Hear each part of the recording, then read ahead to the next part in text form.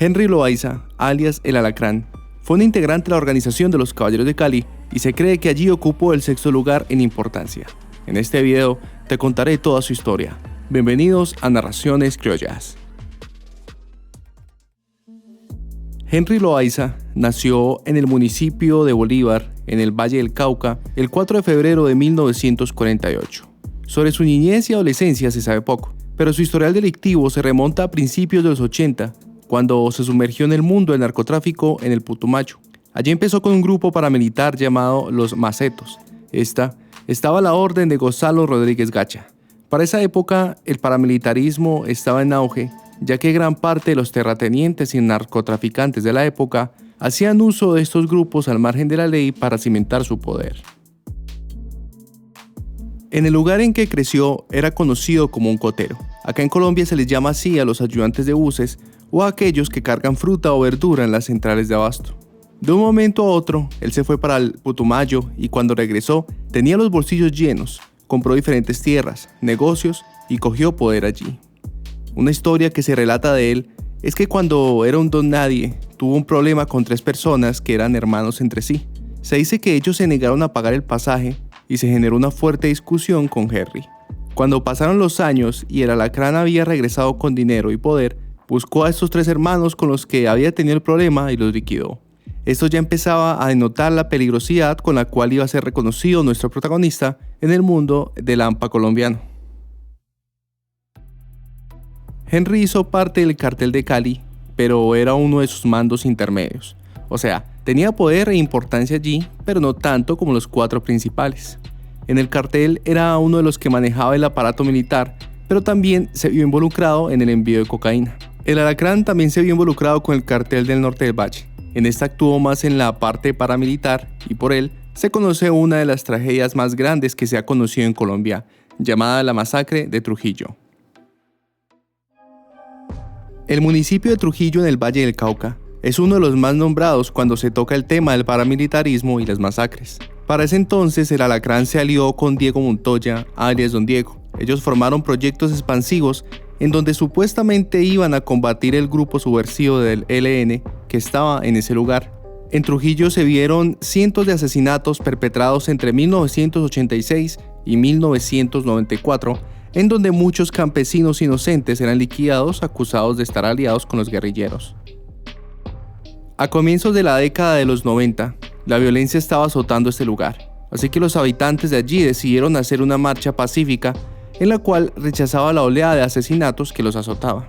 Tan pronto inició la marcha, los paramilitares de allí tildaron de guerrilleros a todos los integrantes. En ese momento se desató un fuerte aguacero, así que el padre de la comunidad, Tiberio Fernández, le ofreció refugio a las personas en su iglesia. Ese fue el peor error de su vida, ya que lo marcaron como auxiliador de la guerrilla. Al padre lo capturaron y lo liquidaron. La manera tan atroz en que le quitaron la vida no la puedo relatar aquí en YouTube porque me pueden desmonetizar el video. Después los hechos subieron de nivel y allí en Trujillo se le quitó la vida a un total de 245 víctimas. Las investigaciones posteriores mostraron que para esa masacre se unieron narcotraficantes, miembros de la policía, del ejército y paramilitares que también desaparecieron testigos, desplazaron campesinos y dieron de baja a presuntos ladrones y drogadictos. Muchos testimonios aseguraron que el Alacrán era un monstruo. Cometió atrocidades que estaban ampliamente documentadas. Allí continuó liderando la red de narcotraficantes y para la época las autoridades llegaron a ofrecer una recompensa de 500 millones de pesos, así como a sus compañeros del cartel, a diferencia de los 4 principales que tenían una recompensa más alta.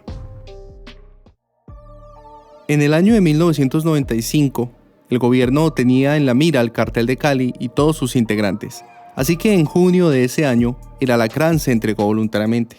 El Alacrán fue condenado como autor de 43 homicidios y 22 secuestros a 22 años de prisión. No obstante, durante 20 años negó su responsabilidad en la masacre de Trujillo e incluso llegó a afirmar públicamente que había logrado perdonar a quienes lo acusaron injustamente. Tiempo después de tener una supuesta transformación, redactó en la cárcel de Palmira una carta de su puño y letra en la cual pedía perdón por sus actos delictivos. En casi 2 décadas, Loaiza mostró algo de arrepentimiento. Por eso las víctimas de la Asociación de la Masacre de Trujillo dijeron que aceptaban sus disculpas ya que les parecía algo sincero. Henry recorrió más de 10 cárceles colombianas. Siempre sostuvo que no sabía cuántas tierras poseía, cuántas cabezas de ganado tenía, ni cuál era la magnitud de su fortuna que eran las guacas que encontró en su tierra. Tras las rejas, se dedicó a lavar platos y a leer la Biblia. Sus compañeros en la cárcel de Palo Grande, en Girón, Santander, lo percibían como un indefenso recluso que perdió el inmenso poder que en alguna ocasión tuvo. Se decía que su celda se convirtió en un santuario de veladoras y santos. Él repartía mercados a los más pobres y regalaba bicicletas y juguetes. También llevaba en buses repletos de sus familiares y amigos para que hicieran peregrinaje a la iglesia del Señor de los Milagros en Buga para que rezaran por su pronta liberación. El alacrán quedó en libertad en enero del 2017. Él no volvió a su natal Valle del Cauca, sino que se trasladó a Puerto Asís, Putumayo. Allí arrendó una casa de 2 pisos en el barrio La Floresta.